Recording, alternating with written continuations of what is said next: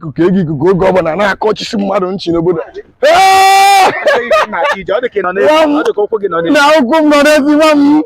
ana m eji okeshọn nna ịgba na mgbe ọbụla ndị mmadụ na-akọsa akọ o nwere ofe ọgaranya nyere anyị ego weta ego nye anyị ndị mmadụ asị na ego ikuku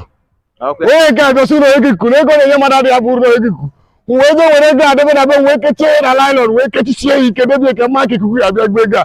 sisipụrụ m nso ejere nta mee ya nje wepụta ego bụrụ ikuku eburu ego ndị mmadụ sị na ego ikuku ka m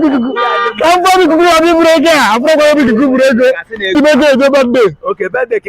ana m eje bedde otu nwa mụrụ gba egbe odogwu na machara Suzuki abịa bụ azụ ụka Suzuki ndị n'ọchanja nwere na-amarị ya mbanụnụ Suzuki nke moto o sokwa na ndị kọmpanị nwe Suzuki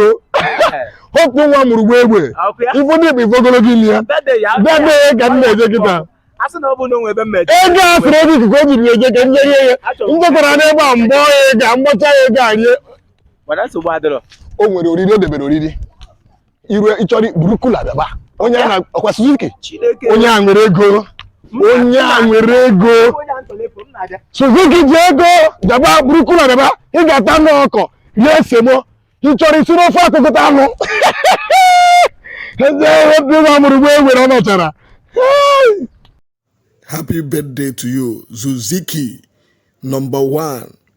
otu nwa mụrụ gba egbe nke izi na mechara. Happy birthday to you